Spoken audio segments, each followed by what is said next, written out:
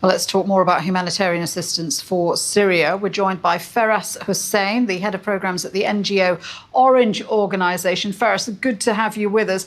So what is the aid situation in Syria now? How much is getting through? How easy is it to deliver?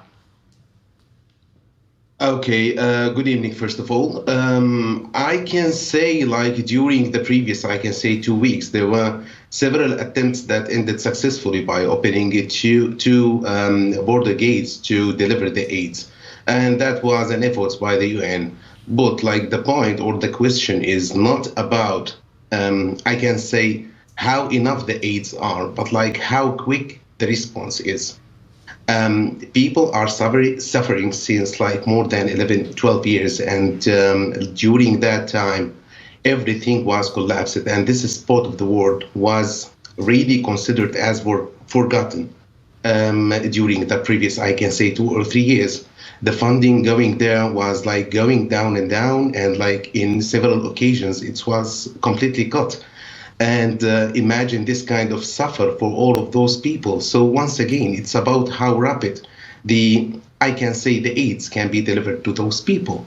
But also it's worth to mention that, I was looking to one of your reports talking about, of course, the disaster in southern Turkey and how the support is being shown up by the international community. And of course, it's a kind of like devastating, disaster in Turkey where all the solidarity is required.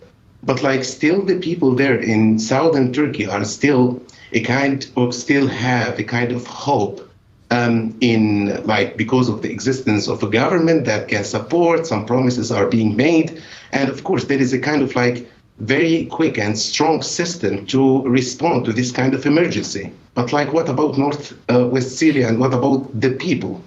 In northwest Syria and who? So you're saying the aid response wasn't as fast or big for the Syrians as it was for Turkey. Is part of the problem because they were already suffering because of the ongoing war, and some of the aid that has to go to them is going to opposition-held areas, which is incredibly difficult? Yeah, absolutely. But like also the point that that area depends a lot on the aids being delivered by the NGOs in general. Unfortunately, most of the NGOs working for the Northwest Syria are operating from southern Turkey through the cross-border program. So like most of the, the staff, teams, administrative structure of those NGOs were affected also by that earthquake. So that caused a kind of collapse in the system and also interrupting to the supply chains, between the two sides of the border that prevented the ability to deliver the aids. This is one of the main reasons behind the slow, response, but also on the other hand, I can tell during the previous, years, the funding toward to be provided to Northwest Syria was going down and down, and like a lot of services were lost for several to support several sectors, and that caused a kind of situation that the NGOs will try to reutilize whatever resources that they have to deliver the aids. Also, once again, the NGOs inside Syria and the teams to deliver the aids were hardly affected. And like you are showing now several, photos and clips from several NGOs that lost a lot of teams. And this has also affected us as Orange and other NGOs with their staff lost.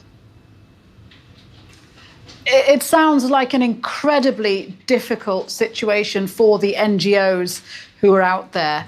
What is it that the Syrians need? What are they in desperate need of right now? This is a great question. Thank you very much for that. People right now, or like when you look at the reports and ask the people outside about the needs, they will look at the reports and the media and they will say of course, the need right now is for food. And also the winterization items, the heatings, and particularly the shelter, because a lot of buildings were destroyed. But the point is more relevant to the upcoming stage, because during the previous years, people started to feel or like to enter a kind of a stage for early recovery, and they started to gather their brothers and to start to find their own solutions to move forward and keep going. But like the earthquake struck, and that caused a kind of like destruction of the very simple systems that people created. So let's think about like how people will be able to survive, not by the in-kind or like I can say the food that can be delivered to them. It's more about like how many people lost their job opportunities, how many people will be able to secure or like to win bread for their families, and how they will be able also to receive any kind of basic health services, education, what kind of suffer that the upcoming generation will be subjected to. Because like once again, because of this disaster, several systems were completely collapsed. Talking once again about the healthcare, the health system, the hospitals that were crowded by a lot of people seeking for like this kind of, I can say, support.